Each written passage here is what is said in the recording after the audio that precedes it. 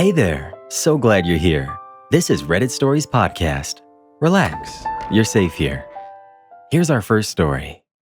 My Karen cousin destroyed our family and still wanted sympathy. This one's about a cousin who spent years lying, stealing, and turning everyone against each other, and somehow still thinks the entire family owes her sympathy. We'll call her Emma. Emma's been a problem for a long time, but she's the kind of person who's really good at hiding it until she isn't. Manipulative, dramatic, and convinced the universe is working against her. For a while, most of the family didn't see it, or they didn't want to, but eventually the truth caught up. We didn't grow up around her, which helped. We got along fine at first. She was especially close to our cousin Brandy since they grew up together, but the cracks started to show early on. My older sister Vivian was close with Brandy too, and Emma didn't like that. She told the adults Vivian was isolating Brandy from the rest of the family. That rumor stuck, especially with some of the older folks who tend to overreact. It worked, and Vivian got iced out for a while. We stopped talking to Emma after that, but she gave a half-hearted apology and eventually wormed her way back in. We let it slide. At the time, we thought she was just young and insecure.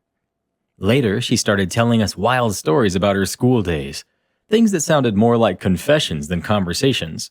She claimed she used inappropriate means to get her grades raised by some of the teachers back when she was in high school.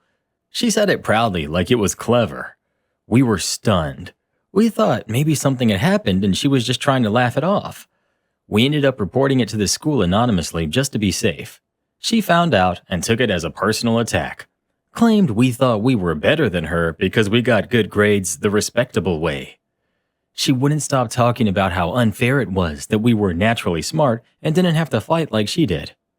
There was always some victim angle, always some way the world had wronged her. That pattern never changed.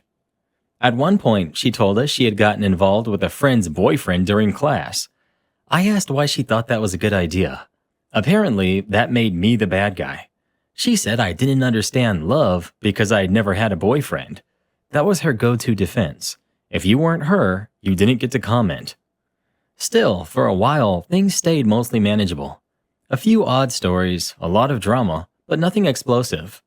Then Brandy told us, under strict confidence, that Emma had been secretly involved with her ex-boyfriend, the same guy who treated Brandy terribly, by the way. He was neglectful, dismissive, emotionally draining, and Emma decided he was worth sneaking around for. Brandy said it wasn't the first time Emma had done something like this. Turns out, most of Brandy's boyfriends had eventually ended up tangled with Emma, and somehow, every time, it was never her fault. Brandy eventually moved in with us, and not long after, Emma did too. One night, we were out bar hopping to celebrate. I said I was going to head home early, and Emma called me a killjoy. Then she picked a fight with some random girls and nearly dragged us into a serious situation. That should have been the breaking point, but we were still trying to give her the benefit of the doubt. Then came the final stretch. Vivian and Emma got into an argument, and somehow Emma managed to turn the whole house against Vivian, including Brandy. That hurt. Vivian and Brandy had always been close. Brandy later apologized, but things were never quite the same. Vivian forgave her, but kept her distance. That rift never really healed. Emma and Brandy eventually drifted from the rest of us. Part of it was resentment. My dad had bought new phones for me and my siblings, and somehow they felt left out, even though their phones were still brand new. It was petty, but it sparked a bigger separation. Meanwhile, Emma was stirring up more drama. She accused another cousin, Megan, of being a bad influence just because Megan did things without her. She started rumors about Megan having multiple boyfriends and stealing from work. It was nasty. Some relatives actually believed her. Megan got iced out too. Around that time, Emma started college with help from my mom, who offered to cover a few semesters since her own parents couldn't afford it. Emma was supposed to graduate 3 years ago. Instead, she misused her money at first, then failed her exams when she finally started showing up. My mom had to threaten to stop paying just to get her to sit the tests. Eventually, Emma gave up on the degree and settled for a certificate instead. She had used AI for most of her assignments and didn't actually understand her course. Then tragedy hit. Brandy got sick and passed away. At the funeral, Emma acted like she was the one who had lost everything. She kept talking about how no one could possibly understand what it meant to lose a sister, even though Brandy was her mother's only child. It was performative and exhausting. Then, my mom gave her one last chance. Emma needed a job, and my mom runs a small daycare. She offered her a position because Emma was good with kids, on paper. In practice, she was rude to coworkers, dismissive to parents who didn't give her attention, and mean to the kids she didn't personally like. She refused to help clean unless my mom was standing there watching. She buddied up with another problem employee, started something with the married bus driver, and began telling stories about our family to anyone who would listen. And of course, those stories made their way back to us.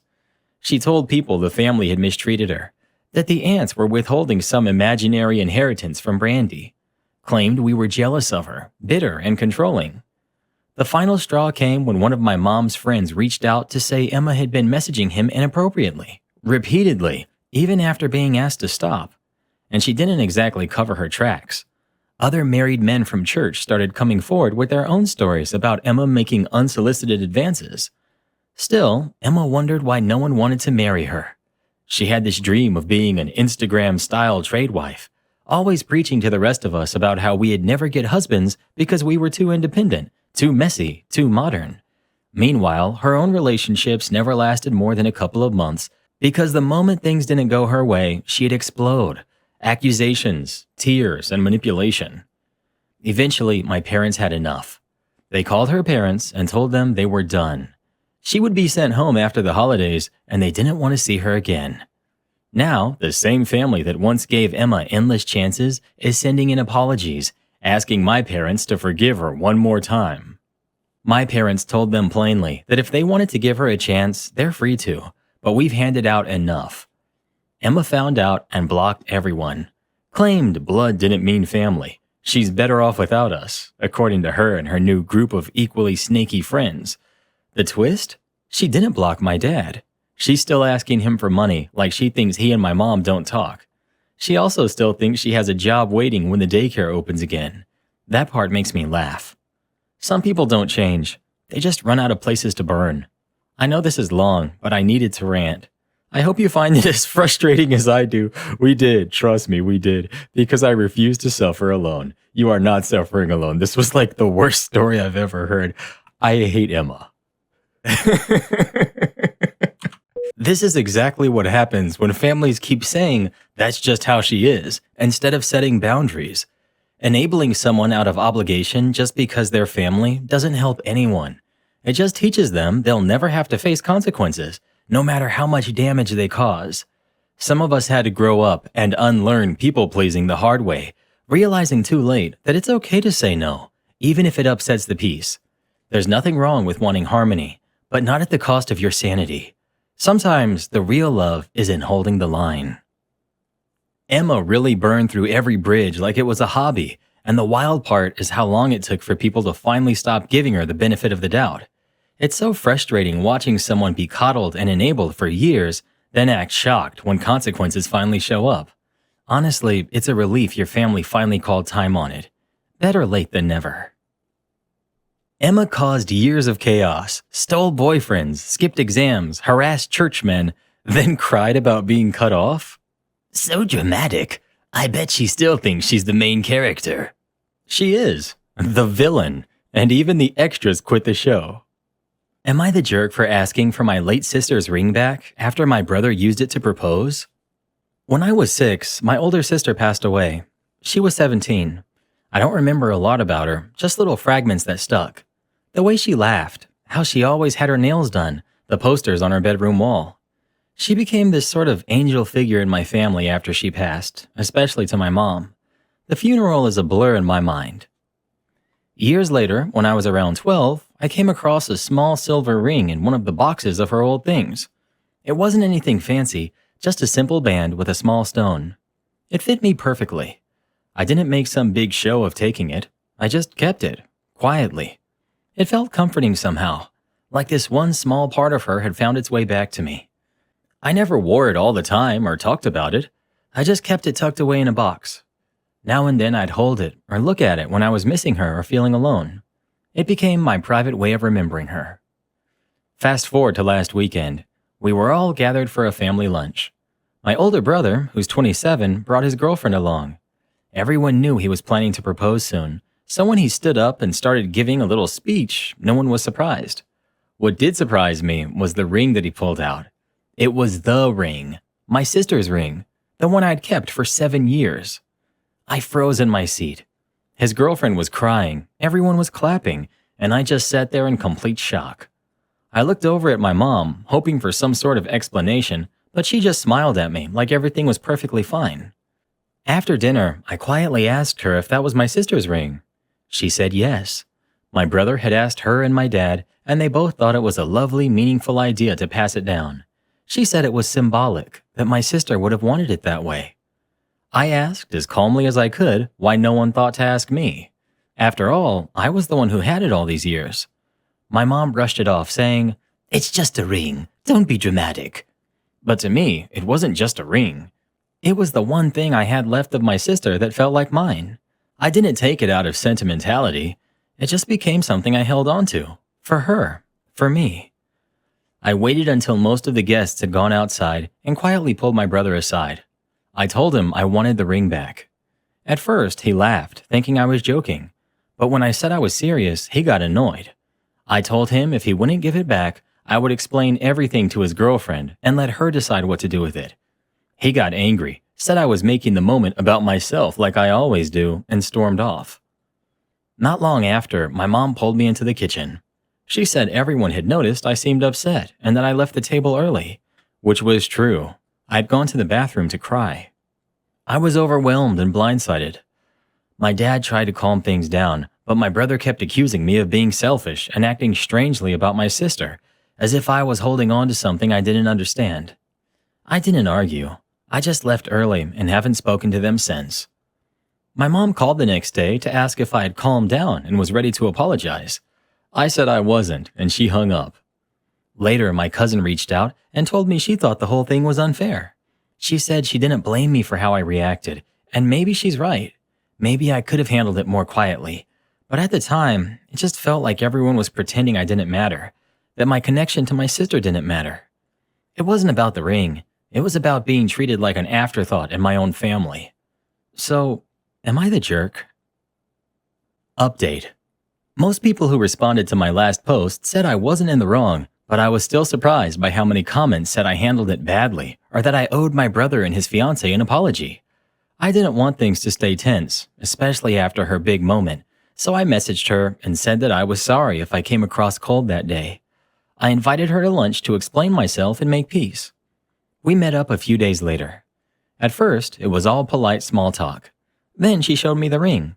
She smiled and said something like, "It's really pretty. I know it's not expensive, but it means a lot to your brother, so it means a lot to me too." I just sat there trying to figure out what to say. She clearly hadn't been told anything about its history. After a pause, I told her the truth, that I'd kept that ring since I was 12, that it had become my way of remembering my sister.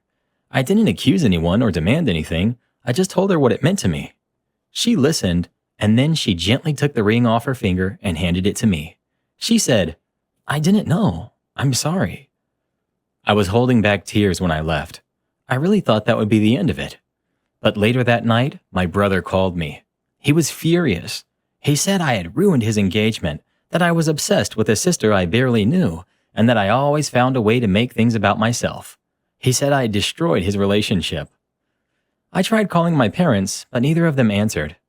My dad called me back eventually and told me he was disappointed in how I handled everything. He said I'd hurt the whole family over a memory I was too young to even understand. Now I don't know what to do. I haven't gone home. I'm not sure I can. It all feels like too much. I never meant to take anything away from my brother. I just wanted to be acknowledged, to be seen. So, am I really the one in the wrong here? It's strange how they called it just a ring when you were upset, but suddenly it was meaningful enough to use for a proposal.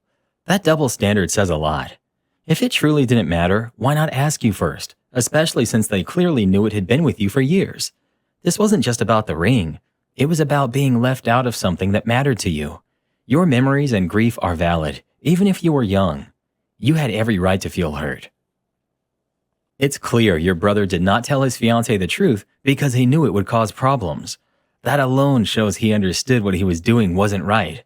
Dismissing your bond with your sister just because you were young is incredibly unfair, and your family pretending it didn't matter is even worse. The way they treated you showed your brother's fiancée exactly what kind of dynamic she'd be marrying into. It's no wonder she stepped back. Honestly, realizing that kind of truth early on is a blessing. You didn't ruin anything. They did that all on their own. "It's just a ring," they said, right before using it to propose. Right? Funny how it becomes priceless the moment someone else wants it back. And then they're shocked the fiancé walked away. Please, she didn't walk. She escaped.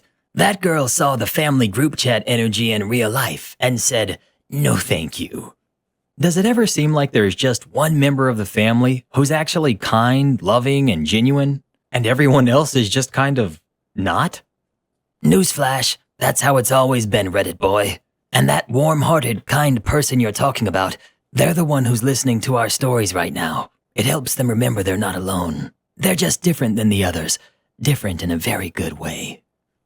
Am I the jerk for not giving my nephew food I cooked, even though we live in the same house? We live in a multi-generational home in Europe, but let me be clear from the start. It's not one big happy household where everyone pitches in equally and shares everything. It's 3 separate households stacked under one roof. At the very top are my husband's grandparents, the ones who actually own the house.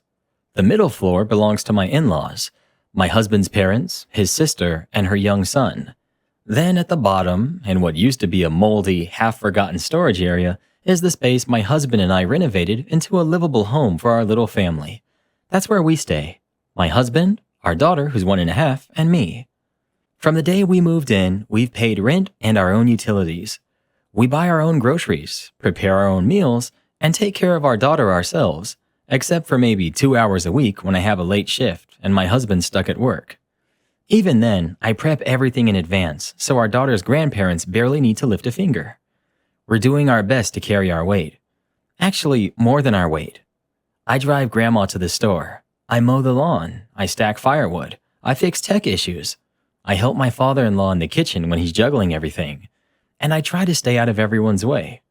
But despite all that, somehow, I still ended up the villain over one ladle of spinach. That morning, I'd cooked a small, simple lunch, just enough for 3 people. Me, my husband, and our toddler. I hadn't made extra. I didn't think I needed to. We weren't hosting anyone, and no one had mentioned wanting to join us. I'd made spinach, seasoned just the way my daughter likes it, and portioned it so that there'd be no leftovers. At the same time, upstairs, my father-in-law was cooking a separate lunch for my sister-in-law's son, my nephew, who's 4. He usually eats with his own family, and we've never had a routine of feeding each other's kids. But for some reason that day, he caught a whiff of my cooking, saw the spinach, and decided he wanted that instead. Now, I've fed my nephew plenty of times before. This wasn't a case of me being cold or selfish. But this time, I had made just enough. No margin, no backup. Still, out of courtesy, I gave him a ladleful. Not a full portion, just enough for a taste. He didn't eat it. He took 1 bite, maybe 2, and then left it untouched. Meanwhile, I had to split what was left between my husband and myself, so my nephew could have a dish he didn't even want 5 minutes ago. I felt frustrated, not because I hate sharing, but because I had tried to be intentional that day. My daughter and nephew rarely get along. He often pushes her, calls her names, or outright ignores her. So when he asked to join us at the table, I said yes, thinking maybe this would be a nice moment of bonding. But instead, it turned into yet another instance of me giving more than I could afford to give and then being made to feel like the problem. After lunch, my mother-in-law came downstairs and said I was being unfair, that ethically and morally, I should serve all the children the same. Her tone wasn't kind. She made it sound like I had committed some heartless offense, as if I had deliberately excluded her grandson out of spite. I didn't argue. I've learned not to. But inside, I was hurt. I had done my best to stretch what little I had. I had given up part of my husband's portion, and still, I was treated like I had failed. To my surprise, my father-in-law spoke up for me. He told her I wasn't obligated to feed a child who wasn't mine, especially when meals were clearly separated. That should have been the end of it, but it wasn't. The rest of the day spiraled into a full-blown fight. First between my in-laws, then my sister-in-law joined in when she got home. Tempers flared, accusations were thrown around, and all because I didn't set aside a full serving of food for someone I wasn't even expecting to feed. I stayed quiet. My husband and I kept to ourselves. We didn't want our daughter exposed to the shouting, especially not from her grandmother, who went on for hours. I'm not exaggerating. Neighbors could hear her from the next street. She screamed, she cried, she slammed doors, and then she went cold. She hasn't spoken to me or my husband since. And it didn't stop there. Days later, I felt the tension lingering like smoke in a closed room. My sister-in-law, who hasn't cooked a single lunch for her son in over 2 years, gave me the silent treatment. My mother-in-law refused to look me in the eye. And all the while, my father-in-law, the only one doing any real parenting for that child, looked more exhausted than ever. The truth is, I'm tired too. I'm trying to raise my daughter with love and structure, giving her calm and comfort in a house that often feels anything but. I'm juggling work and chores and quiet sacrifices no one sees. And somehow, I'm still being told I'm not doing enough. I didn't want a medal for making spinach. I just wanted one peaceful lunch with my family. That was the plan. A moment of calm in a house that never seems to stop buzzing with noise. So I'm left wondering, was I really so wrong for not setting aside more food that day? For not turning my daughter's lunch into yet another shared responsibility? For drawing a line that, frankly, no one else in that house seemed willing to draw? I don't know. But what I do know is this. Sometimes the loudest judgments come from the people doing the least, and I'm tired of pretending that's okay. A lot of folks don't realize that multi-generational living in some cultures doesn't always mean one big communal family. It's often a practical solution for saving on household costs while maintaining independence. OP's setup sounds more like a rental arrangement than a shared household, and she clearly puts in more than her fair share around the home. Just because people live under one roof doesn't mean one person should automatically be expected to feed or care for everyone, especially when boundaries are already in place. This wasn't about spinach. It was about respect. The way I see it, if OP is expected to share food on the spot, why isn't the same asked of the in-laws when they're caring for her daughter? She's not demanding extra portions from them. She plans, preps, and provides. And if the living setup includes separate kitchens, entrances, and finances, then there should be respect for those boundaries. One small act of sharing doesn't mean someone signs up to be the backup cook for the whole house. Kindness should go both ways, not just flow to the loudest person in the room. Today's story comes from someone who gave up part of her husband's lunch for a 4-year-old who asked for spinach and then didn't eat it. She lives in the same house. She should have cooked extra. Karen, they share a front yard, not a fridge, and not a food budget. But he's just a kid. Exactly, which is why his parents should be the ones feeding him. Still feels selfish to me. If being selfish means feeding your own family with the food you made for them, then I think we've redefined selfish. I know, I'm just playing devil's advocate. Bottom line, toxic family members just suck, and most of them are gonna stay that way literally until the day they die. So never feel bad about setting boundaries and cutting toxic family members out of your life. When you're full of love in your heart and light to share, don't waste your life away pouring it into shadows who are never going to return it to you because they don't have the light in themselves. You're not here to argue or convince them of anything. You're here to shine. That's all for now, but don't be blue. We'll be back soon with more stories for you. Remember to listen to Mr. Redder every night, so your dreams will be wonderful like you are and bright. Now click this playlist, come follow along. We'll be right here. Until then, so long.